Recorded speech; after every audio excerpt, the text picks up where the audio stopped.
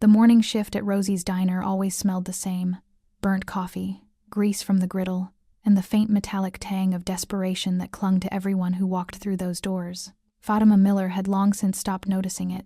After 3 years of working doubles just to keep the lights on in her studio apartment, the smell had become part of her skin, woven into the fabric of her existence, alongside exhaustion and the perpetual ache in her lower back. She wiped down the counter for the second time that hour. Her movements automatic, efficient. The morning rush had thinned to a trickle, just Old Man Patterson nursing his 5th cup of decaf in the corner booth and 2 truck drivers arguing about a football game from last Sunday. Through the smudged window, September rain painted Chicago's South Side in shades of gray, turning the street into a blurred watercolor of broken dreams and deferred hope. Before we jump back in, tell us where you're tuning in from, and if this story touches you, make sure you're subscribed because tomorrow I've saved something extra special for you. Her phone buzzed in her apron pocket. She already knew what it was before she looked. Another past due notice, this time for the electric bill, $273. She had $140 in her account, and rent was due in 5 days. Fatima closed her eyes and counted to 10 in Arabic, a habit from childhood when her mother was still alive. Wahid, Ithnain, Thalatha. It didn't help anymore, but she did it anyway. Table by the window needs a refill, honey. Marcus, the day manager, gestured with his spatula. He was a good man, 62 with kind eyes and a beer belly that strained against his grease-stained apron. He'd given Fatima this job when no one else would. When she'd been 7 months pregnant and desperate, she owed him everything. On it. She grabbed the coffee pot, feeling the heat seep through the worn handle, and made her way toward the window booth. That's when the bell above the door chimed. Fatima glanced up out of habit, and her hands stilled on the coffee pot. The boy stood in the doorway like a ghost made solid. 8 years old, maybe 9, with dark hair plastered to his skull from the rain and clothes that hung off his thin frame like borrowed skin. His jeans were too short, exposing bony ankles above sneakers held together with duct tape. But it was his eyes that made Fatima's chest tighten, deep brown and far too old, holding the kind of hunger that had nothing to do with food and everything to do with survival. She'd seen that look before, in her own mirror, years ago, before her daughter Amira was born, before she'd learned that love could be stronger than fear. The boy's gaze darted around the diner, at Marcus behind the grill, at the truckers in their booth, at Fatima standing frozen with her coffee pot. He was calculating exits, weighing risks, deciding whether to run. "Sit anywhere you'd like, sweetheart," Fatima called out, her voice softer than she'd intended. He flinched at the word sweetheart, and something in Fatima's heart cracked clean through. The boy moved like a stray animal, all caution and coiled energy, choosing the booth closest to the door. Escape route. Fatima recognized the strategy because she'd used it herself a lifetime ago. She approached slowly, setting down the coffee pot on a nearby table. Up close, she could see the dirt caked under his fingernails, the hollowness of his cheeks, the way his shoulders curved inward as if trying to make himself disappear. There was a fresh bruise on his left temple, partially hidden by his wet hair. "Coffee?" she asked gently, already knowing the answer. "I don't..." His voice cracked. "I don't have any money." Shame colored his pale cheeks, and Fatima wanted to gather him up and promise him the world would be kinder. But she knew better than to make promises she couldn't keep. "Good thing breakfast is free, then." She smiled, the lie coming easily. "Cook made way too many pancakes this morning. They'll just go to waste if someone doesn't eat them." His eyes widened, hope and suspicion warring across his young face. "Really? Really? Can't stand wasted food." Fatima glanced back at Marcus, who was watching with raised eyebrows but saying nothing. He was good like that. "You just sit tight, okay?" In the kitchen, she loaded a plate with more food than they'd give any paying customer. Pancakes, scrambled eggs, bacon, hash browns, toast with butter and jam. Marcus slid the plate across the counter without a word, but his eyes were soft with understanding. "You're gonna get yourself in trouble one of these days, Fatima," he murmured. "Then I'll be in trouble for doing the right thing." She grabbed a glass of orange juice with her free hand. "I can live with that." The boy ate like he was being timed, like someone might snatch the plate away at any second. Fatima refilled his orange juice twice, pretending not to notice the tears that slipped down his face as he chewed. When he was halfway through, she slid into the booth across from him, keeping her movements slow and non-threatening. "What's your name?" she asked, wiping down the table next to his plate. He looked up, startled, a piece of pancake still in his mouth. He chewed, swallowed hard. Fred Montes. "I'm Fatima." She offered him a genuine smile. You live around here, Fred? His jaw tightened, that wariness flooding back. Sometimes. Fatima understood. Sometimes meant nowhere. Sometimes meant wherever the night caught you. Whatever doorway stayed dry. Whatever abandoned building the cops hadn't cleared yet. Well, Fred, I work breakfast and lunch shifts every day except Sunday. She let the offer hang in the air between them, gentle and without pressure. If you're ever hungry, you just come on in, okay?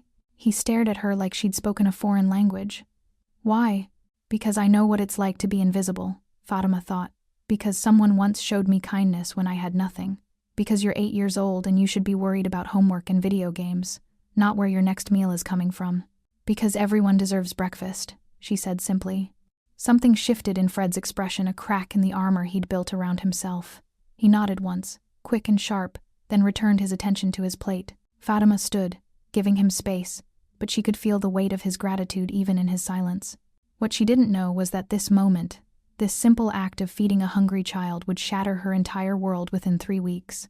That kindness, in the wrong place at the wrong time, could be the most dangerous thing of all. Fred became part of Fatima's routine, like morning prayers and the ache in her feet.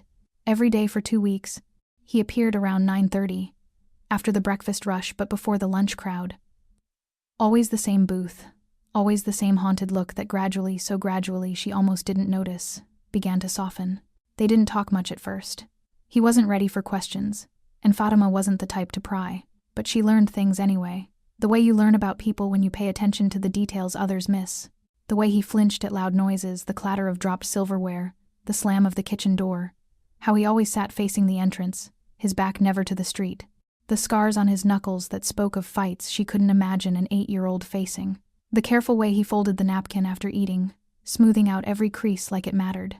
Fatima brought him extra food wrapped in foil sandwiches, fruit, cookies from the day-old rack that Marcus let her take. Fred never asked, but he always took them, stuffing the packages into his worn backpack with shaking hands that tried so hard to be steady. You're going to bankrupt us feeding that kid, Marcus warned on day 10, though his voice carried more amusement than censure. Then we'll go bankrupt with full hearts, Fatima shot back, packing another sandwich.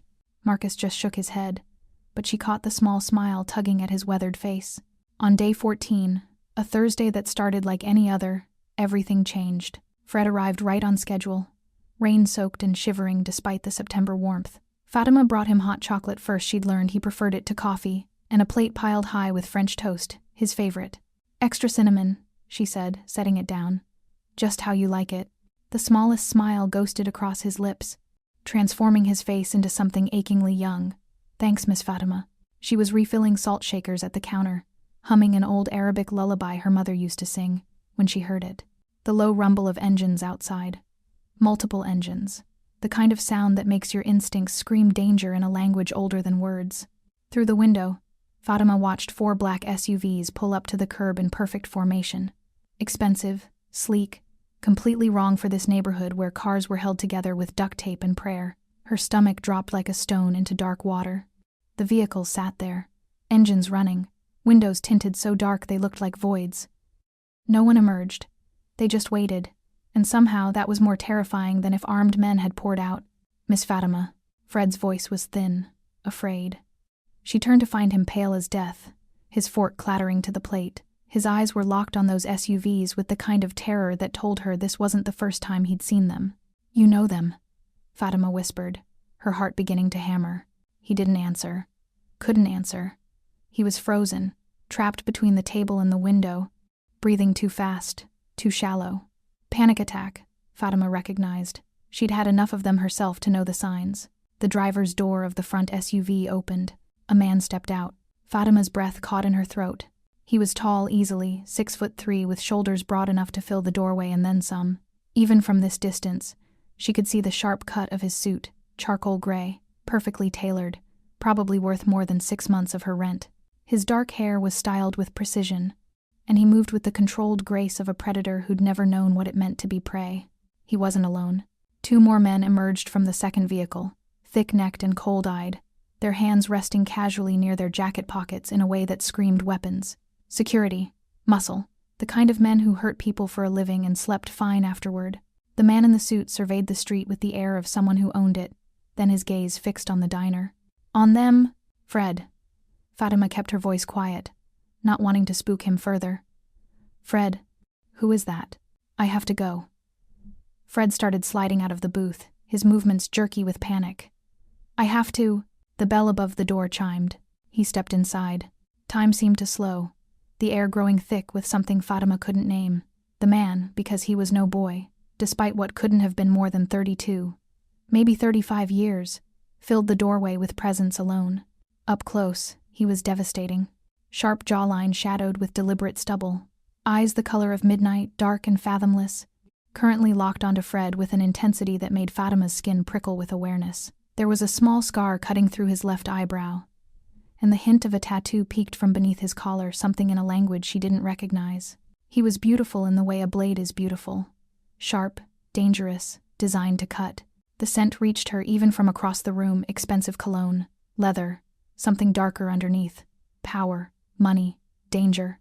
Every instinct Fatima had honed through years of survival screamed at her to look away, to make herself small, to disappear into the peeling wallpaper and cracked linoleum.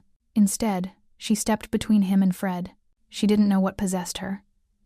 Stupidity, maybe. Maternal instinct misfiring. The same reckless courage that had made her keep her baby at 19 when everyone told her to give up, that had made her fight through every obstacle life threw at her. "Can I help you?" Her voice came out steadier than she felt. Those dark eyes shifted to her, really looked at her for the first time. Fatima felt it like a physical touch, his gaze dragging across her face, down the faded uniform that had seen better years, lingering on the name tag pinned crookedly to her chest, then back up to meet her eyes. Something flickered in his expression. Surprise, maybe?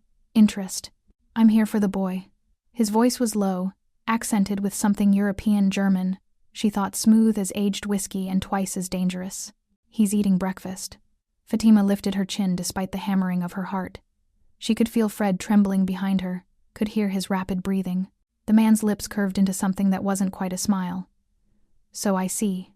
You've been feeding him." It wasn't a question. "Everyone deserves to eat," Fatima replied, echoing the words she'd spoken to Fred 2 weeks ago. Noble. The way he said it made nobility sound like a crime, like something to be mocked. He took a step forward, just one, but the 2 men who'd followed him inside shifted positions, flanking him with military precision. Marcus had gone very still behind the grill. The truck drivers were staring into their coffee like it held the secrets of the universe. Old Man Patterson had disappeared entirely, probably slipping out the back. "Fred." The man didn't raise his voice. Didn't have to.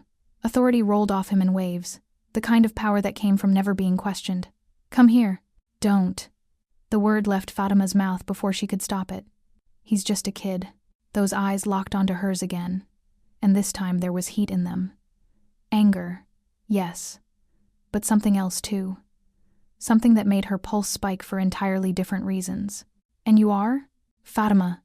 She swallowed hard. "I work here." "Fatima." He repeated her name like he was tasting it, testing how it felt in his mouth. The accent wrapped around the syllables, making them sound exotic and strange. "Do you make a habit of interfering in things that don't concern you?" "I make a habit of protecting kids." A muscle ticked in his jaw. Behind him, one of his guards shifted, hand moving toward his jacket. Toward a weapon, Fatima realized with cold clarity. The man held up one hand, a subtle gesture, but his guard froze immediately. "Protective," he murmured, still watching her. "Brave." A pause. "Foolish." He stepped closer, near enough that Fatima could smell his cologne stronger now, mixing with something uniquely him. Could feel the heat radiating from his body despite the autumn chill clinging to his suit. "Do you know who I am?" he asked quietly. Fatima shook her head, not trusting her voice. Good. Another step. They were too close now. Inappropriately close. She could see the flecks of silver in his dark eyes, could count the individual stitches on his custom shirt. Keep it that way. He moved past her so close his shoulder brushed hers, sending an unexpected jolt through her body, and walked directly to Fred's booth. Fred was crying silently, tears streaming down his young face. His hands were clenched into fists on the table, knuckles white with pressure. "You stole from me," the man said quietly, conversationally, like he was discussing the weather. "I'm sorry," Fred choked out. "I'm so sorry. I was hungry. I didn't know it was yours. You took merchandise from my warehouse. Valuable merchandise." The man tilted his head, studying Fred like a specimen under glass. Sold it to buy food. Foolish, Fred. Very foolish. Fatima's heart stopped. Warehouse. Merchandise. The expensive suits. The guards with guns. The fear radiating from Fred like heat from asphalt. Oh God. Mafia. He was Mafia. And she just stepped between a Mafia boss and his business. Please, Fred begged, his voice breaking. Please, I'll pay it back. I'll do anything. Just please. You will, the man interrupted. But first, you're going to explain to me why I've been watching you for 2 weeks. Why, instead of running, you came here every single day. Fred's terrified gaze found Fatima's. Because she fed me, he whispered. The man turned, looked at her again. Something shifted in his expression, something calculating and dark and possessive that made her breath catch in her throat. Did she? It wasn't a question. It was a revelation, a puzzle piece clicking into place. He walked back toward Fatima with predatory grace, each step measured and deliberate. Stopped so close she had to tilt her head back to maintain eye contact. What's your full name, Fatima? Every self-preservation instinct she had screamed not to answer. But those eyes, they promised consequences for lies. Fatima Miller. And you live where? Her hands clenched in her apron. Harper Street, apartment 3C. Alone? She thought of Amira, her 5-year-old daughter currently in kindergarten at Riverside Elementary, and terror squeezed her lungs. With my daughter. She's 5. Something flickered across his face, an emotion too quick to name. A daughter. He reached into his jacket. Fatima flinched. She couldn't help it. But he withdrew only a phone, sleek, expensive, the kind she'd never be able to afford. He spoke into it in rapid German, too quick for her to catch more than a few words that sounded harsh and commanding. When he finished, he studied her for a long moment, his expression unreadable.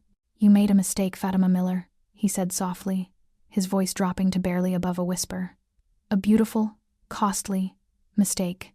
I fed a hungry kid, she shot back, finding her spine again despite the fear coursing through her. That's not a mistake. His eyes darkened. You fed my thief. Protected him from me. He leaned in, his breath warm against her ear, voice dropping to a whisper meant only for her. Do you have any idea what that makes you? Fatima couldn't breathe, couldn't think, could only feel the dangerous heat of him, the threat wrapped in expensive fabric and intoxicating cologne. It makes you mine, he breathed. Then he straightened, turned to his men, switching back to English. Bring the boy. And her. What? Fatima stumbled backward. No, I didn't do anything wrong. He glanced back over his shoulder, and the look in his eyes froze her in place. You showed mercy in a world that has none. You made yourself visible to me. His smile was sharp enough to cut. That's the wrongest thing you could have done. His men moved forward, efficient, practiced, and Fatima's world shattered like cheap diner porcelain on a tile floor. They didn't drag her. That would have caused a scene. And apparently scenes were beneath men who drove vehicles worth more than her entire existence. Instead, one of the guards, a mountain of muscle, with a scar bisecting his eyebrow and eyes. The color of concrete, simply placed his hand on her lower back with enough pressure to communicate exactly what would happen if she resisted. Fatima went. Marcus stood behind the grill, his face ashen, hands gripping the counter. Fatima, call my neighbor, she managed to gasp out. Mrs. Rodriguez. She has my spare key. Tell her to pick up Amira from school. 3:15 at Riverside Elementary. Please, Marcus, please. Marcus nodded once, already reaching for the phone, and then she was being guided out the door. Fred stumbled ahead of her, caught between 2 other guards who moved him with the same inevitable force. He kept looking back, his eyes screaming apologies Fatima couldn't accept because she was too busy trying to breathe through the panic clawing up her throat. My daughter. I have to get to my daughter. Wait. She tried to stop, but the guard's hand pressed harder against her back. Please, I have to pick up my daughter from school. She's 5. Please, she'll be scared if I'm not there. Get in the car, Miss Miller. The guard's voice was deep, emotionless, carrying the weight of someone who'd heard every plea imaginable and remained unmoved by all of them. The SUV's door opened. Leather interior, tinted windows so dark, the outside world disappeared the moment she was inside. The guard slid in beside her, boxing her against the window, his massive frame taking up most of the space. Fred was shoved into the vehicle behind them, his terrified whimper audible even through the reinforced metal. The Mafia boss took the front passenger seat with fluid grace. The driver, an older man with silver-gray hair and dead eyes, pulled into traffic without a word, without even checking his mirrors like he owned the street, and everyone else could just get out of the way. Fatima's hands were shaking. She pressed them against her thighs, willing them to stop. But her body had other ideas. Fear leaked through every pore, mixing with the scent of expensive leather and the cologne that seemed to permeate everything. They drove through parts of Chicago. She recognized the South Side streets she'd walked 1,000 times, then parts she didn't. The buildings grew taller, cleaner. The cars on the street cost more. They passed restaurants she'd never be able to afford. Boutiques with window displays that probably cost more than her yearly salary. 25 minutes later, they pulled into an underground garage beneath a building that stretched toward the sky like a glass and steel monument to wealth she couldn't comprehend. The kind of building that had doormen and concierges and probably required a credit check just to enter the lobby. Out. The guard's voice was the first word he'd spoken beyond that initial command. Fatima's legs nearly gave out when she stood. The guard's hand returned to her back, steadying her or restraining her. She couldn't tell. The elevator was mirrored on all sides. Fatima caught her reflection and barely recognized herself. Pale face, wide, frightened eyes, cheap uniform with a coffee stain on the collar she'd tried and failed to scrub out that morning.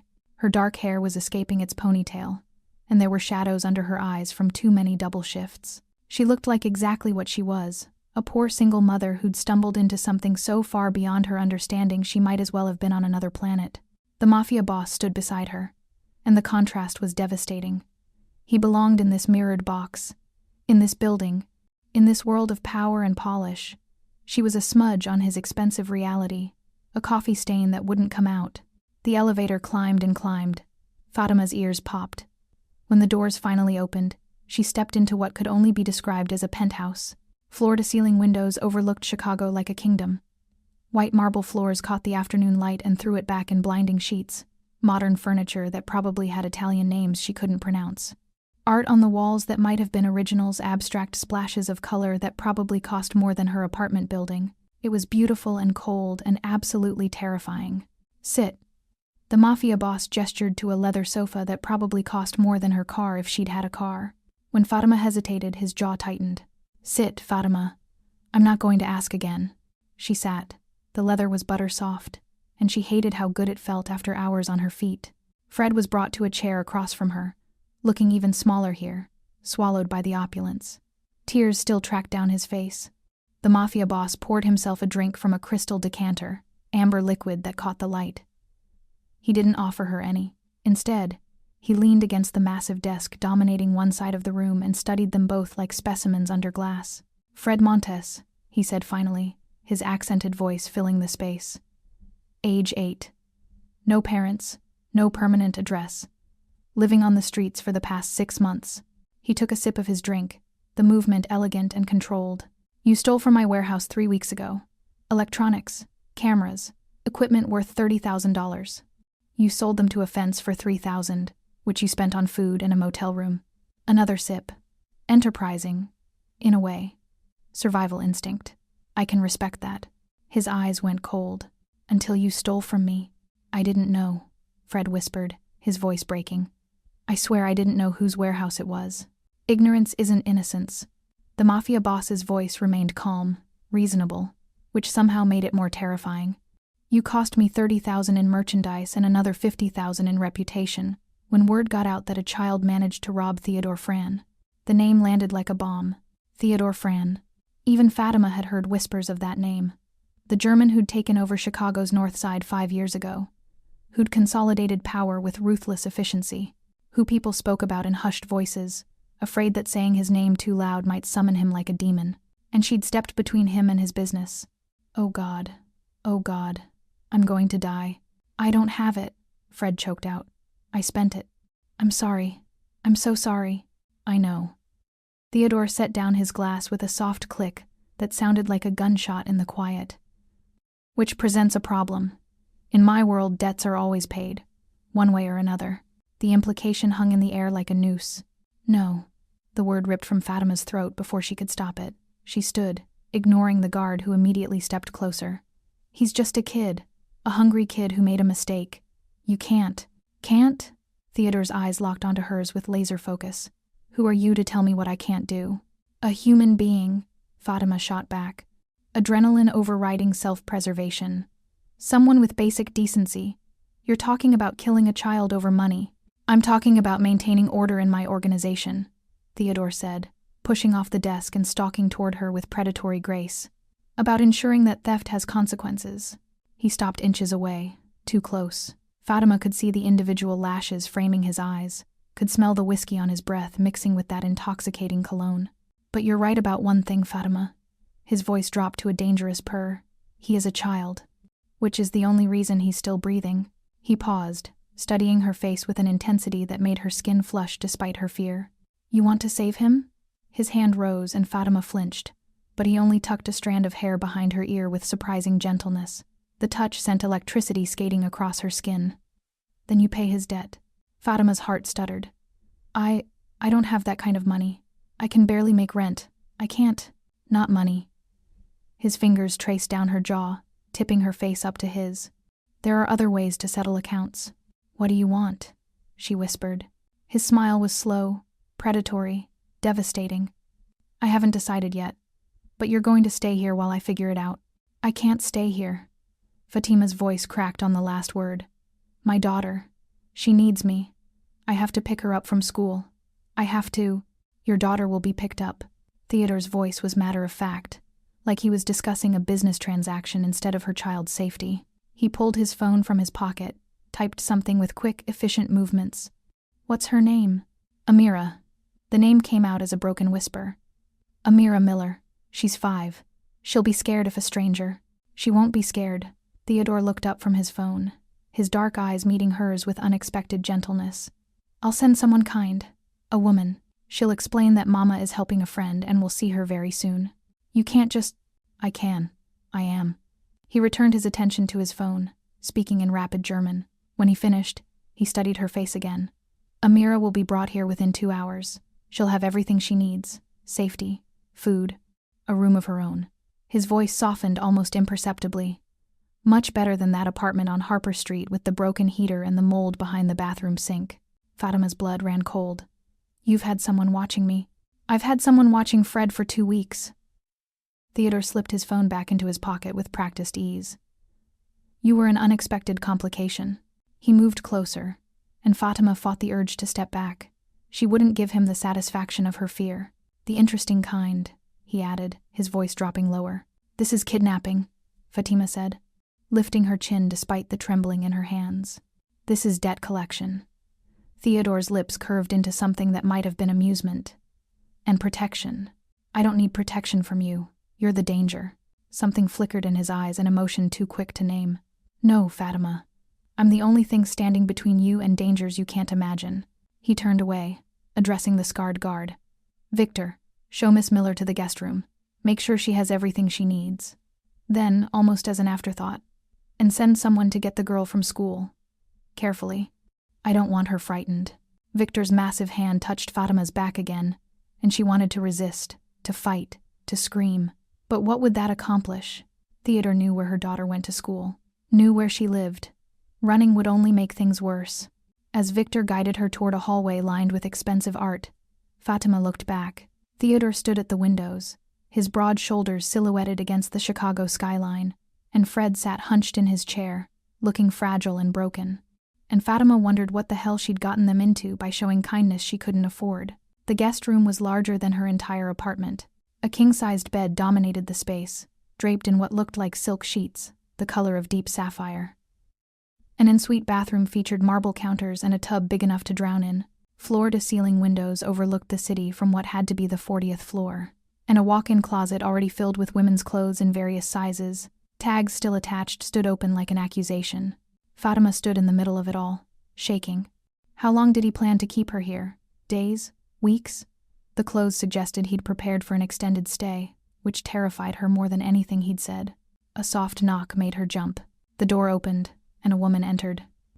Early 50s, with kind eyes and silver-streaked dark hair pulled into a neat bun. She wore a simple black dress and carried herself with quiet dignity. Miss Miller. Her accent was thick, Eastern European, maybe Polish. I'm Clara. I help Mr. Fran with the household. He asked me to make sure you're comfortable. Comfortable, Fatima repeated, the word tasting like ash. I've been kidnapped, and he wants me comfortable. Clara's expression softened with something like sympathy. I'll bring you tea. And when the little one arrives, I'll bring her straight here, yes? She won't be scared. The little one? Fatima's throat tightened. My baby. My Amira. How long? She couldn't finish the question. Clara paused at the door. Mr. Fran is not a patient man, but he is not cruel. Not to children. She hesitated. Not to those who show kindness. You'll be okay, Miss Miller. Just don't fight him. It only makes things harder. She left before Fatima could respond. Fatima sank onto the bed, her mind racing. She needed to think, needed to plan, needed to find a way out of this nightmare. But exhaustion pulled at her 3 double shifts, the terror of the last hour, the impossible situation she'd stumbled into. She must have dozed because the next thing she knew, the door was opening again, and a small voice called out, Mama? Amira. Fatima was off the bed in seconds, pulling her daughter into her arms, breathing in the strawberry scent of her shampoo. She was okay, whole, safe. Fatima felt tears burning behind her eyes as she held Amira tight enough to hurt. Mama, why are we in a castle? Amira's 5-year-old voice was filled with wonder, not fear. It's not a castle, baby, just a big apartment. The nice lady said we're staying for a sleepover. Amira pulled back, her dark eyes so much like Fatima's own, sparkling with excitement. And she said, I can have ice cream for dinner. Can I, Mama? Can I really have ice cream? The nice lady. Jesus Christ. Amira, who brought you here? Miss Clara. She was really nice. She let me pick the music in the car. And she bought me a juice box. And she said there's a big TV in our room. Amira bounced in her arms. This is the best day ever. Fatima closed her eyes. Of course Theodore had made sure Amira wasn't frightened. Of course he'd turned this nightmare into an adventure for a 5-year-old. It made him more dangerous, not less. We'll see about ice cream, Fatima murmured, holding her daughter tight. First, let's get you cleaned up, okay? Okay. She was helping Amira wash her hands in the impossibly luxurious bathroom when another knock came. Clara entered with a tray tea for Fatima, milk and cookies for Amira, and a note written on heavy cream cardstock. Fatima's hands trembled as she unfolded it. The handwriting was elegant, controlled, utterly masculine. Dinner at 8. Just you. The girl will be cared for. Don't make me come get you. T.F. The script was precise, authoritative, like everything else about him. Amira was already reaching for the cookies, chattering about her day at school. Fatima let her talk, let the normalcy of her daughter's voice wash over her while her mind spun. What did Theodore want? What would dinner entail? And why did the thought of being alone with him again make her pulse race with something that wasn't entirely fear? She had an hour to figure out how to survive whatever came next. An hour to prepare for a predator who'd decided she was interesting. An hour before she had to face the man who held her life and her daughter's future in his perfectly manicured hands. At 7:45, Clara returned with a dress. It wasn't flashy, a simple navy sheath that fell to just above the knee, elegant without being provocative. The fabric felt like water between Fatima's fingers, soft and expensive in a way that made her throat tight. Mr. Fran thought you might want something fresh, Clara said gently, laying it across the bed. There are shoes in the closet that should fit. Fatima stared at the dress like it might bite her. I'm not playing dress up for him. Clara's expression remained neutral, but something flickered in her eyes.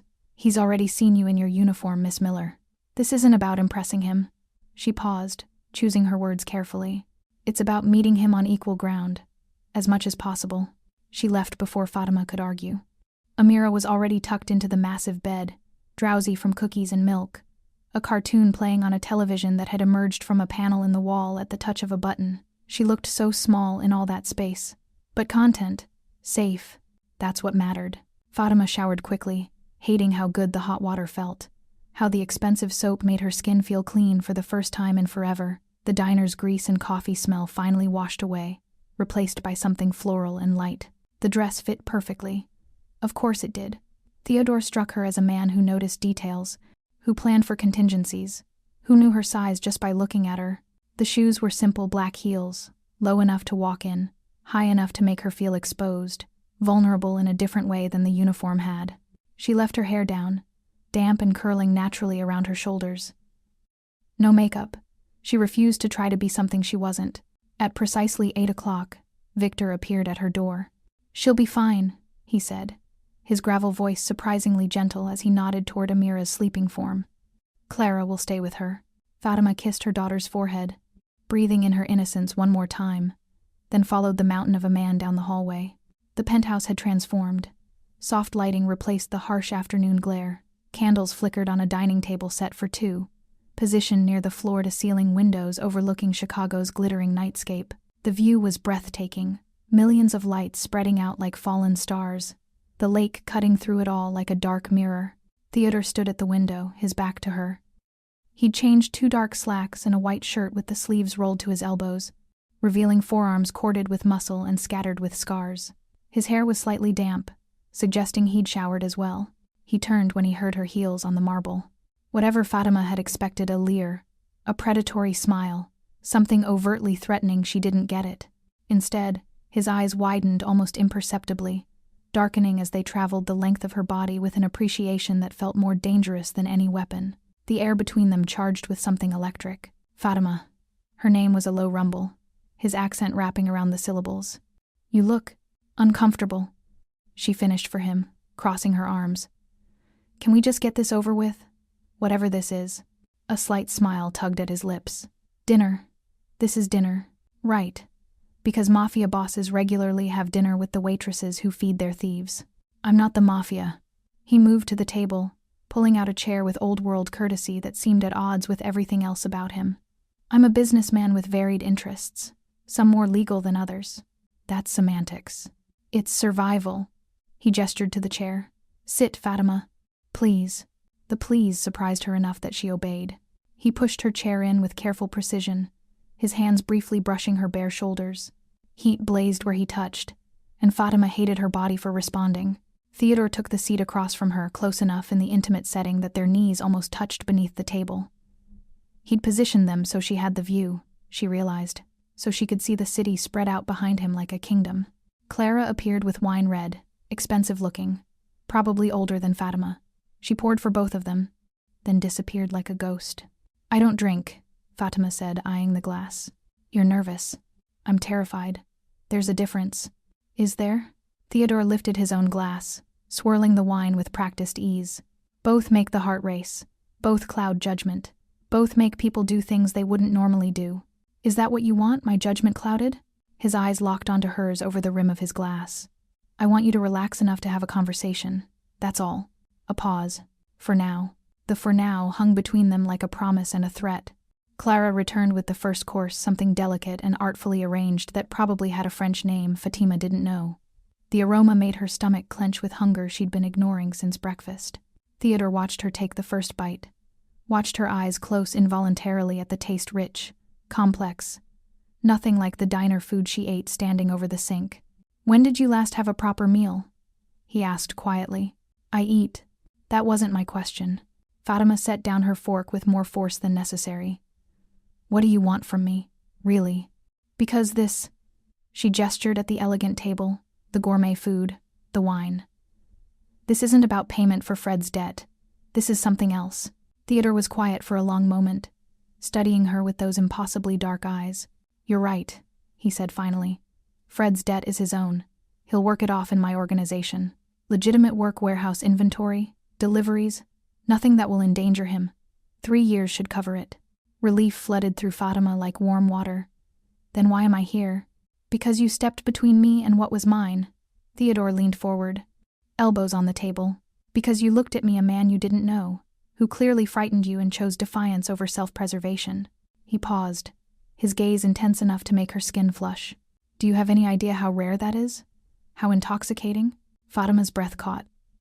I'm not intoxicating. I'm a broke single mother who works 60 hours a week just to keep the lights on. You're a woman who feeds strangers with food she can't afford. Theodore's voice dropped lower. Who stands up for children who aren't hers? Who walks into danger without flinching? His hand reached across the table, capturing her wrist, his thumb pressed against her racing pulse. You're extraordinary, Fatima. And you have no idea. The sincerity in his tone was worse than any threat. She could fight threats. She didn't know what to do with whatever this was. If you're hooked on this story, make sure to subscribe and turn on notifications so you never miss an upload. Your support means everything, and helps me bring you more emotional stories like this one. I'm not staying here, Fatima said, forcing steel into her voice. Amira needs stability, school, her routine. You can't just... I can, he cut her off. Not cruel, just stating fact. But I won't. Not entirely. He released her wrist, sat back in his chair. You'll go back to your apartment tomorrow. Back to work. Back to your life. Hope sparked, quickly followed by suspicion. Just like that?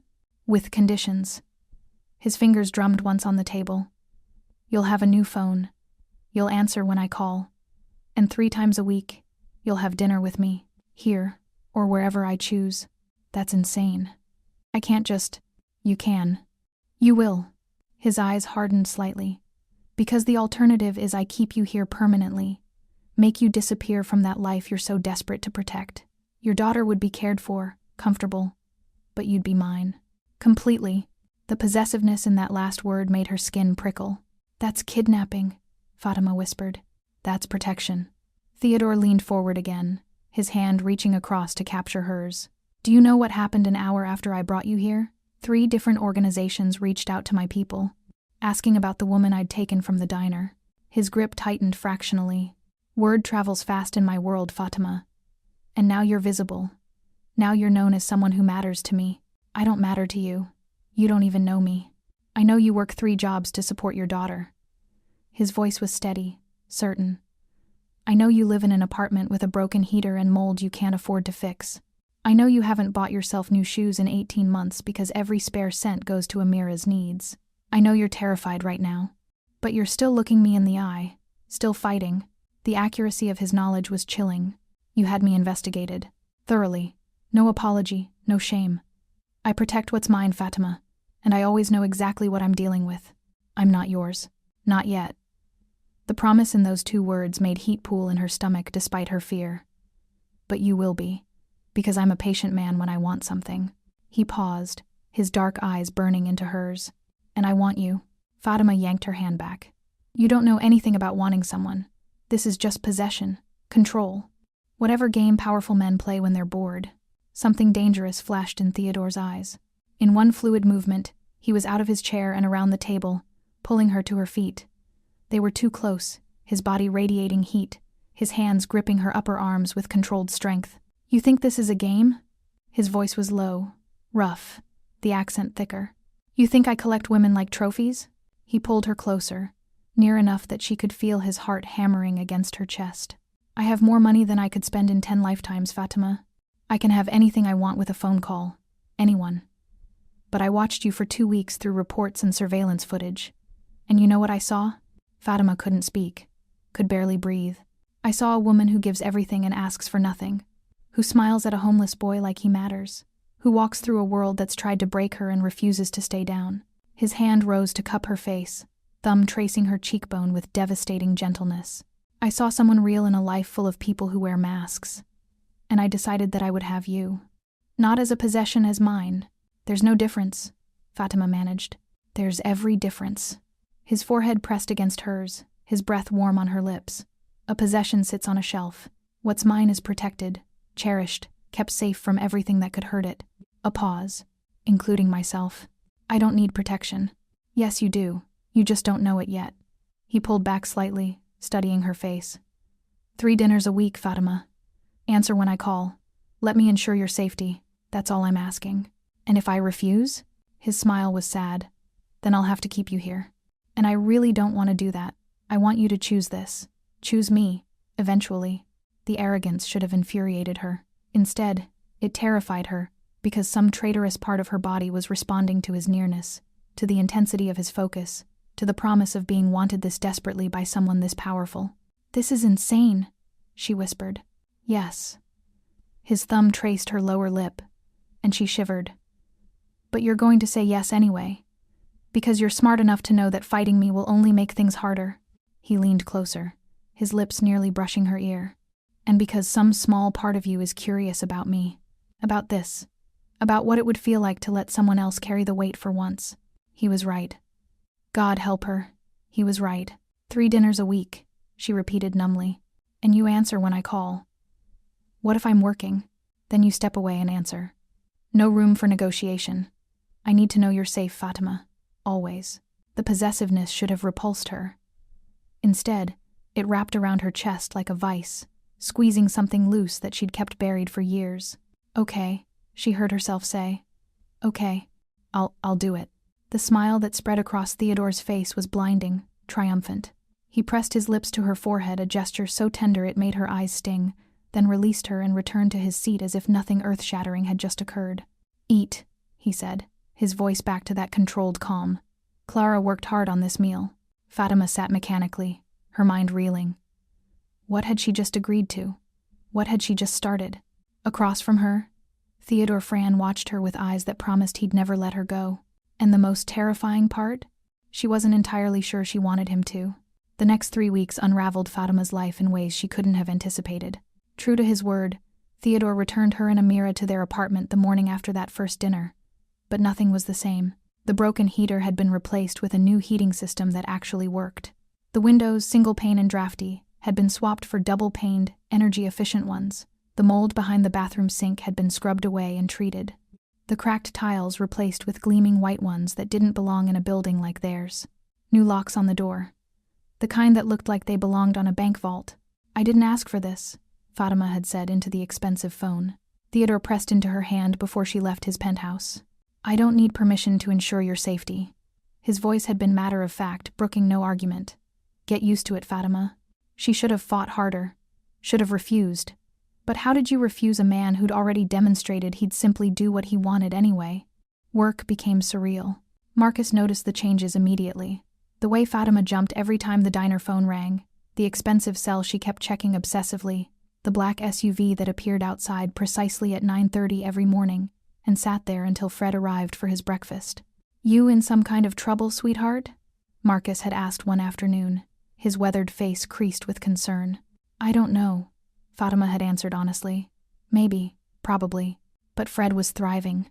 He showed up every day, ate his meal with gradually diminishing fear, and told her about his new job in hushed, awed tones. "They're teaching me inventory management," he'd said one morning, his eyes bright. "Real computer systems, Miss Fatima. And Mr. Fran said if I do well, he'll pay for me to get my GED, maybe even college someday." The cognitive dissonance of a Mafia boss investing in a homeless 8-year-old's education made Fatima's head spin. The first official dinner happened on a Wednesday. Victor picked her up at 7. Amira already deposited with Mrs. Rodriguez, her neighbor who asked no questions when Fatima nervously requested childcare. The SUV glided through evening traffic to a restaurant Fatima had only seen in magazines, the kind of place where reservations required months of notice, and menus didn't list prices, because if you had to ask, you couldn't afford it. They were escorted to a private room in the back. Silk-covered walls, ambient lighting, a table set for 2 with more silverware than Fatima knew what to do with. Theodore was already there, standing when she entered. He wore a navy suit that probably cost more than her car if she'd had a car, his dark hair perfectly styled. But it was his eyes that caught her, the way they heated when they landed on her, traveling over the simple burgundy dress she'd found in her now fully stocked closet, more gifts she hadn't asked for. "You look beautiful," he'd said simply. "You look like you're trying to impress someone." Fatima had shot back, defensive. His smile had been slow, dangerous. "Maybe I am." That dinner set the pattern. He asked questions about Amira, about Fatima's childhood, about dreams she'd abandoned when she got pregnant at 19. He listened with an intensity that felt physical, like he was cataloging every word, every expression, storing them away. Fatima learned things too, despite her determination not to care. He was 32, not older like she'd thought. Born in Munich, raised between Germany and Switzerland. His father had built the family business, he still didn't call it the Mafia, from nothing, and Theodore had inherited it at 25 when the old man died in a car accident that may or may not have been arranged by rivals. "Too young," he'd said, swirling wine in his glass. "I had to prove myself, had to show the other families I wasn't weak despite my age. By being ruthless," Fatima had said. "By being smart." His eyes had met hers. "Ruthlessness is easy. Anyone can kill, threaten, destroy. Building something that lasts, that requires vision." The second dinner was at his penthouse. Amira came with her this time. Theodore had insisted, had sent Victor with a car seat already installed. Fatima's daughter had been enchanted by the space, by Clara who doted on her, by the bedroom Theodore had converted into a child's paradise, complete with toys and books and a massive dollhouse. "You didn't have to do this," Fatima had said, watching Amira play with wonder lighting up her face. "She's important to you." Theodore had stood beside her, close enough that she could feel his body heat. That makes her important to me. The possessiveness had shifted somehow, expanded. It wasn't just about Fatima anymore. It was about everything connected to her. That should have terrified her more than it did. Instead, she found herself relaxing incrementally, laughing at his dry observations about the people in his world, arguing with him about books he read voraciously, everything from philosophy to thrillers, letting him order for her at restaurants because he somehow knew exactly what she'd like. The calls came daily, sometimes twice. "Have you eaten?" became his standard greeting. "Yes, Theodore. I'm an adult. I feed myself. Humor me." Always that edge of command wrapped in concern. "What did you have?" And Fatima would tell him, irritated and touched in equal measure, while he listened like her lunch choice was the most important intelligence he'd receive all day. 3 weeks in, everything shifted. Fatima was closing the diner Marcus had left early for a doctor's appointment when the bell chimed. She looked up from wiping down tables, expecting a late customer. 3 men entered. Not Theodore's men. Something about them screamed wrong. Cheaper suits, harder eyes, the way they spread out to block the exits with practiced efficiency. Fatima's heart dropped into her stomach. Fatima Miller. The one in front spoke with a thick Russian accent. Young, maybe mid-20s, with a scar running from his temple to his jaw. "We need to have a conversation. About your boyfriend." "I don't have a boyfriend." "No?" He smiled, revealing a gold tooth. "Then what do you call Theodore Fran?" He moved closer, his companions flanking him. "We've been watching, Fatima. Watching him pick you up, take you to dinner, send his men to guard you. Very romantic." The smile vanished. Also very stupid. Fear lanced through her, sharp and cold. "I don't know what you're talking about. Don't insult me." His voice turned hard. "Fran has something that belongs to the Morozov family. We want it back, and you're going to help us get it." "I can't help you. I don't know anything about his business. You know where he lives, where he eats, when he's distracted." The Russian pulled a phone from his pocket, turned it toward her. Fatima's world tilted. The photo showed Amira walking out of Riverside Elementary, her backpack bouncing, Mrs. Rodriguez holding her hand. "Pretty girl," the Russian said softly. "Would be a shame if something happened to her. Children are so fragile." White-hot rage replaced fear. "Touch her and I'll kill you myself," he laughed. "There's the fire Fran likes. But you're not in a position to make threats, Fatima. You're going to do exactly what I say, or your daughter disappears. Understand?" Fatima understood. Understood with crystal clarity that she'd been monumentally stupid. That getting close to Theodore had painted a target on everyone she loved. That her attempt to save Fred had spiraled into something that could cost her everything. "What do you want?" Her voice barely functioned. "Call Fran. Get him to meet you somewhere private. We'll take care of the rest." "You're going to kill him. That's not your concern." The Russian's eyes were dead, emotionless. "Your concern is keeping your little girl safe. Make the call, Fatima. Now." He handed her her phone, the expensive one Theodore had given her. Fatima's hands shook so badly she could barely hold it. She thought about the panic button Theodore had shown her, hidden in the settings. One press and his men would swarm, but these Russians were here in the diner, and Amira was across town with only an elderly woman for protection. She pulled up Theodore's number. It rang twice. "Fatima." His voice was warm, pleased. "I was just thinking about you, Theodore." Her voice cracked. The Russian's hand landed on her shoulder, squeezing in warning. "I need to see you tonight. Can you meet me somewhere?" Silence. Then carefully, "Is everything all right?" "Yes, I just..." The lie tasted like poison. "I need to talk to you. About Amira. About better schools. You mentioned you could help." More silence. Too much silence. Theodore was smart, perceptive. Could he hear the fear in her voice? The desperation? "Where?" he asked finally. "My apartment. In 30 minutes? I'll be there." The line went dead. The Russian smiled. "Good girl. Now we wait." They flanked Fatima as they left the diner, one on each side, the scarred Russian behind her. She was being herded like cattle, guided toward a black sedan that looked nothing like Theodore's sleek SUVs. Cheaper, older, the paint job uneven in the streetlight. "Get in," the scarred Russian ordered. Fatima's mind raced as they shoved her into the back seat. 30 minutes. Theodore would be at her apartment in 30 minutes, and she'd just lured him into an ambush that would get him killed. The man she'd spent 3 weeks having dinner with.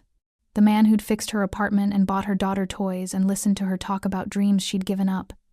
The man who looked at her like she was precious instead of invisible. The man she was falling for despite every instinct screaming that it was dangerous and stupid and impossible. God, what have I done?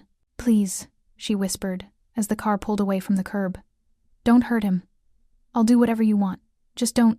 Shut up. The man to her left jabbed her with something hard. A gun, she realized with distant horror. You've done your part. Now you sit quiet and watch what happens when someone crosses the Morozov family. They thought Fred's theft had been orchestrated by Theodore, thought he'd sent an 8-year-old to steal from them deliberately, and now they were going to kill him for it. The apartment building loomed ahead her building, with its cracked steps and flickering hallway lights, and the smell of Mrs. Rodriguez's cooking wafting through thin walls. They hauled Fatima out of the car, up the stairs to her third-floor apartment. The new locks Theodore had installed were useless when they had her to open them. Inside, they shoved her onto the couch, the same couch where she'd nursed Amira as a baby, where they watched cartoons on Saturday mornings, where Fatima had cried herself to sleep more nights than she could count. The scarred Russian checked his watch. 23 minutes, he said. Get comfortable, Fatima. You're going to watch this. Fatima sat frozen, her mind screaming. The panic button. Could she reach it without them noticing? Her phone was in her pocket, but the Russian had been watching her too closely. Wait. The phone Theodore had given her had another feature he'd shown her that first day. Voice activation, if she could just say the right phrase. I need water, she said, her voice shaking. Please, I feel sick. The scarred Russian studied her, then jerked his head toward the kitchen. Get her water, and search the place. Make sure there are no surprises. One of his men headed to her tiny kitchen, while the other disappeared into the bedroom. The scarred Russian pulled a chair from her small dining table, positioned it facing the door, and sat with his gun resting casually on his thigh. Fatima's heart hammered so hard she thought it might burst through her ribs. You know, the Russian said conversationally, Fran will probably kill you after, for betraying him, even if we don't. Men like him don't tolerate disloyalty. I know, Fatima whispered, because she did know. She'd seen the coldness in Theodore's eyes when he talked about his world, the steel beneath the gentleness he showed her. Then why do it? Why get involved with someone like him in the first place? Because he saw me, Fatima thought. Because for the first time in my life, someone powerful looked at me and decided I mattered. I didn't have a choice, she said instead. The Russian laughed. We always have choices, Fatima. You just made all the wrong ones. Headlights swept across the window. The Russian tensed, rising from his chair. Positions, he barked. His men materialized from the kitchen and bedroom, weapons drawn. They positioned themselves on either side of the door, out of sight from anyone entering. Fatima heard footsteps on the stairs. Heavy, measured, unhurried. Theodore, please. Please be smart. Please don't just walk in. The doorknob turned. Theodore, run! Fatima screamed. The door crashed open. But it wasn't Theodore alone. It was Theodore flanked by 8 men in tactical gear, weapons drawn, moving with military precision. Victor led the charge, his massive frame filling the doorway as bullets started flying. Theodore had known. Somehow, impossibly, he'd known it was a trap. The apartment erupted into chaos. Gunfire, sharp cracks that made Fatima's ears ring, shouting in German and Russian. Bodies colliding, the acrid smell of gunpowder filling her small space. Fatima threw herself off the couch, crawling toward the bedroom, toward where she kept Amira's favorite stuffed rabbit hidden under the bed. Anything familiar in this nightmare. Strong hands grabbed her, hauled her up. Fatima fought, screaming, until she recognized the cologne. Theodore. He pulled her against his chest, his body a shield, backing them toward the door while his men handled the Russians with brutal efficiency. She buried her face in his shirt, felt his heart hammering against her cheek despite his controlled exterior. I've got you, he growled into her hair, his accent thick with adrenaline. I've got you, Fatima. You're safe. But she wasn't safe, would never be safe again, because she'd just learned exactly what it meant to be Theodore Franz, and the cost was written in gunpowder and blood on her apartment floor. The safe house was north of the city, somewhere past Evanston, where the buildings gave way to trees, and the air smelled clean instead of like exhaust and desperation. Fatima had stopped paying attention to landmarks after the first 30 minutes of driving. Shock had settled into her bones like winter frost, numbing everything except Theodore's hand wrapped around hers. He hadn't let go since pulling her from the apartment. Not in the SUV. Not during the tense phone calls he'd made in rapid German, not even now as they stood in a spacious living room that smelled of pine and wood smoke. Amira was already here. Victor had retrieved her from Mrs. Rodriguez the moment Theodore's people had detected the Russians following Fatima from the diner. She was upstairs asleep, Clara watching over her, blissfully unaware of how close they'd come to losing everything. "Sit." Theodore's voice was raw, strained. He guided her to a leather couch positioned before a massive stone fireplace where a fire crackled, orange light dancing across the tension carved into his features. Fatima sat because her legs wouldn't hold her anymore. Theodore knelt before her, his hands framing her face, thumbs brushing across her cheekbones as his dark eyes searched hers with desperate intensity. "Did they touch you?" The question came out guttural, barely controlled. "Did they hurt you?" Fatima shook her head, not trusting her voice. "Fatima." His forehead pressed against hers. "Talk to me. Please." "They showed me a picture," she whispered, "of Amira, leaving school. They said they'd take her if I didn't." Her voice broke. "I'm sorry. I'm so sorry. I led you into a trap." "Stop!" The word cracked like a whip. He pulled back, his jaw clenched so tight she could see the muscle jumping. "You did exactly what any mother would do. What you had to do. This isn't your fault. They wanted to kill you. Because of Fred. Because they thought you stole from them. The Morozovs have wanted me dead for years." Theodore stood abruptly, pacing to the fireplace like a caged predator. This was just an excuse, a convenient target. He slammed his palm against the mantel, the sound making Fatima flinch. "I should have seen this coming. Should have protected you better. Should have. You couldn't have known. I should have." He spun to face her, and the anguish in his expression stole her breath. "The moment I made you visible in my world, I put you at risk. I knew that. Did it anyway because I'm a selfish bastard who wanted you more than I cared about the consequences." The confession hung between them, raw and bleeding. "What happens now?" Fatima asked quietly. His laugh was bitter. "Now I eliminate the threat. The Morozovs crossed a line tonight, threatening a child, targeting someone under my protection. That can't stand." "Won't stand. You're going to kill them." "Yes." No hesitation, no apology. Every single one who was involved. And then I'm going to make it very clear to every other family in this city that you and Amira are untouchable. That even looking at you wrong is a death sentence. The matter-of-fact delivery should have horrified Fatima. Instead, she felt something dark and primitive unfurl in her chest. Satisfaction. They'd threatened her daughter. They deserved whatever Theodore did to them. "What does that make me?" "I can't go back," Fatima said, the realization settling over her like a shroud. "To the apartment. To the diner. To any of it. Can I?" Theodore crossed to her in 3 strides, kneeling again, capturing her hands in his. "No. That life is over, Fatima. I'm sorry, but it's the truth. The moment you became mine, everything changed." "I'm not yours," she protested weakly. His smile was sad, knowing. "Yes, you are.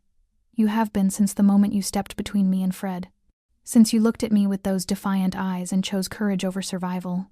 His grip tightened. "And I'm yours. Completely, irrevocably, whether you want me or not." "I don't know what I want." The words tore from somewhere deep. 3 weeks ago I was just trying to make rent. Now I'm in a safe house because Russian mobsters tried to use me to murder the man who's whose. "Obsessed with you?" Theodore offered quietly. "Possessive of you? Willing to burn down half this city to keep you safe?" He reached up, tucking a strand of hair behind her ear. "All of that?" Fatima pulled one hand free, pressing it against her chest where her heart hammered. "This is insane, Theodore. We barely know each other. You can't just decide you own me. I don't own you." He caught the hand she'd freed, brought it to his lips, pressed a kiss to her palm that sent heat spiraling through her despite everything. "I want to deserve you. Want to earn the right to keep you. Want to build something with you that isn't based on fear or obligation, but choice. How can I choose when you've taken away every other option?" Theodore was quiet for a long moment. Then he stood, walked to the windows overlooking the dark trees, his shoulders rigid with tension. "You can leave." The words seemed to cost him. "Right now, tonight. I'll set you up somewhere far from here. New identities for you and Amira. Enough money to start over. Protection until the Morozov situation is handled." He turned to face her, and the pain in his eyes was so raw it made her chest ache. "You'll never see me again." Fatima's breath caught. "You'd let me go?" "I'd hate it. It would destroy me." His hands clenched into fists at his sides. But I'd do it. Because keeping you prisoner isn't having you. And I want all of you, Fatima. Your trust, your heart. Eventually, a pause. Not your fear. The offer was genuine. She could see it in the tension bracketing his mouth, the white-knuckle grip he had on his self-control, the barely leashed desperation in his gaze. She could leave, take Amira and disappear, start over somewhere safe. Except would anywhere be truly safe now? Would she spend the rest of her life looking over her shoulder, wondering if someone from Theodore's world would find them? Wondering if he'd changed his mind about letting her go? And God help her, did she even want to leave? These past 3 weeks had been terrifying and overwhelming and completely surreal, but they'd also been something else. Dinners where someone listened to her like she mattered. Phone calls, checking if she'd eaten, if she was safe, if she needed anything. The way Theodore looked at her like she was precious instead of invisible. The security of knowing someone powerful actually cared whether she lived or died. When was the last time anyone had cared like that? What would it mean? Fatima asked carefully. Staying. Choosing you. What would my life look like? Hope flickered across his features, quickly suppressed. Safe. You and Amira would have everything you need. Home, school, security. You'd never have to work 3 jobs again. Never have to choose between rent and food. In exchange for what? You let me take care of you. You accept my protection. He paused, choosing words carefully. You give us a chance. Let me court you properly. No more coercion. No more forcing situations. Just time to see if this thing between us could become something real. And if it doesn't? If I decide we don't work? Pain lanced across his expression, but he answered steadily. Then we figure out a different arrangement. You'd still be under my protection, that's not negotiable. Not after tonight. But I wouldn't push for more than you're willing to give. Fatima studied him. This powerful, dangerous man kneeling before her like a supplicant, offering her everything and asking for a chance. I have conditions, she heard herself say. Relief flooded his features. Anything. Amira comes first. Always. Her safety, her happiness, her normal childhood. She doesn't get exposed to whatever you do. The violence. Any of it. Agreed. She'll be as protected and sheltered as I can make her. I need to work. Maybe not at the diner, but something. I can't just sit around being taken care of. I'll lose my mind. Theodore considered this. What if I bought you a restaurant? Or a bakery? Something you could run. Build into whatever you wanted. Yours, not mine.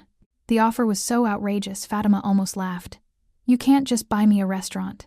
I can. I will, if that's what you need. He shifted closer, his hands sliding up her arms. I have more money than I know what to do with, Fatima. Let me use it to make you happy. She struggled for words. That's insane. That's love. The word dropped between them like a bomb. Theodore's eyes widened slightly, as if surprised he'd said it. Then he doubled down, his gaze intensifying. Or the beginning of it. I don't know what else to call this need to see you smile. To know you're safe. To imagine a future where you look at me the way I look at you.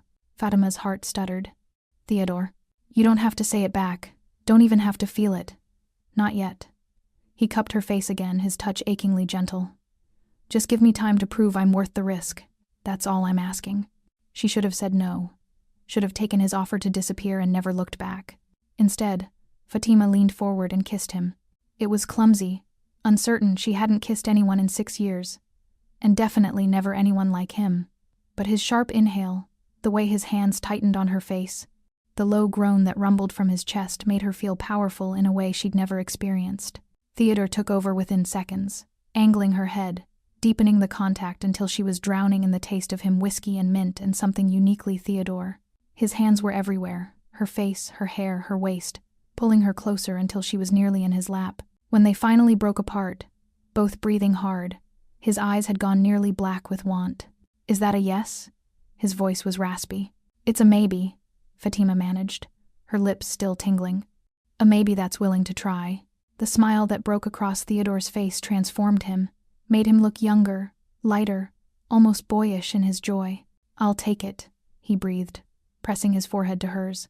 I'll take anything you'll give me and count myself blessed. The next 48 hours passed in a blur. Theodore left the safe house only once, for 6 hours that Fatima tried not to think too hard about.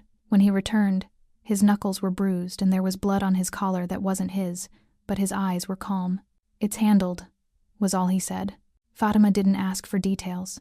Victor brought her and Amira clothes, toys, everything they might need for an extended stay. Clara cooked meals that made Amira clap with delight, and Theodore, when he wasn't making calls or meeting with his men, spent time with them. He played tea party with Amira, his massive frame folded awkwardly into a tiny chair, while her daughter poured invisible tea and chatted about kindergarten. He read bedtime stories in his accented English, making funny voices that had Amira giggling. He held Fatima at night, just held her, while she processed everything that had happened. On the third day, he told her the apartment on Harper Street was being emptied. "Everything you want to keep will be moved to storage," he explained. "The rest donated. I found you a place, closer to a good school for Amira. Safe. Yours." "You found me a place," Fatima repeated. "Come see it before you argue." The townhouse was in Lincoln Park, a neighborhood Fatima had only ever passed through on the bus. 3 bedrooms, a backyard, windows that let in light like liquid gold, hardwood floors and a kitchen with actual counter space and a bathroom that didn't have mold anywhere. It was beautiful. It was impossible. "Theodore, I can't afford this." "It's paid for." He stood behind her in the master bedroom, his hands settling on her shoulders. 10 years. After that, if you still want to leave, it's yours outright." 10 years, she whispered. "I'm an optimist." His lips brushed her temple. "I'm hoping by then you'll want to move in with me instead." The presumption should have angered her. Instead, she leaned back against his chest and let herself imagine it. 10 years. A future. A life built on something more than survival. "What about work?" "I found 3 properties that might work for a restaurant. Small, manageable. You can look at them this week, choose one. Or none, find something else entirely. Whatever you want." Fatima turned in his arms, studying his face. "You really mean it? All of this?" "I told you." His thumb traced her cheekbone. "I take care of what's mine. I'm still not sure I'm yours. You kissed me 3 days ago. You're sleeping in my arms every night. You let me read to your daughter." His smile was soft, knowing. "You're mine, Fatima. You just haven't admitted it yet." Maybe he was right. Maybe she'd been his since that first moment in the diner, when he'd looked at her with those dark eyes and seen someone worth protecting instead of someone to step over. "Okay," she said. "Okay, show me the restaurant properties." 6 months later, Fatima stood in the kitchen of her restaurant, a small, intimate space in Lakeview, with exposed brick walls and windows that caught the morning light, and marveled at how much had changed. The sign above the door read, "Fatima's," in elegant Arabic calligraphy, intertwined with English script. The breakfast crowd was already filtering in, and the scent of fresh bread and spiced coffee filled the air. Fred worked the register, his GED certificate framed on the wall behind him. He'd grown 4 inches and filled out, no longer the haunted 8-year-old from that first morning. College acceptance letters were arriving weekly, full scholarships, thanks to the foundation Theodore had quietly established. Amira was in the back office doing homework, her private school uniform pristine, her laughter ringing out as Clara helped her with math problems. She called Theodore Mr. Theo, and had him wrapped around her little finger. And Theodore. Theodore sat at his usual corner table, laptop open but largely ignored, his eyes tracking Fatima as she moved through her restaurant. Her dream, her space, the thing she'd built with his support but her own hands. He came every morning, drank coffee, ate whatever she made him, conducted business calls in low German. Mostly, he just watched her with those dark, possessive eyes that still made her pulse race. The Morozov situation had been handled permanently. Fatima hadn't asked for details, and Theodore hadn't offered them, but no one had threatened her since. No one had even looked at her wrong. Life had settled into something surprisingly normal. Dinners together, sometimes at restaurants, more often at the townhouse or his penthouse. Movie nights with Amira curled between them. Slow kisses that led to more. Building toward an intimacy Fatima was finally ready to embrace fully. Theodore had asked her to move into the penthouse a dozen times. Fatima kept saying, "Not yet," kept holding on to her independence. Her townhouse with its backyard where Amira played. But maybe soon. Maybe when she was ready to admit that this impossible thing had become the most real part of her life. "Coffee, Mr. Fran?" she asked, approaching his table with the pot. He looked up, and the heat in his eyes made her cheeks flush despite 6 months of this routine. Always Miss Miller.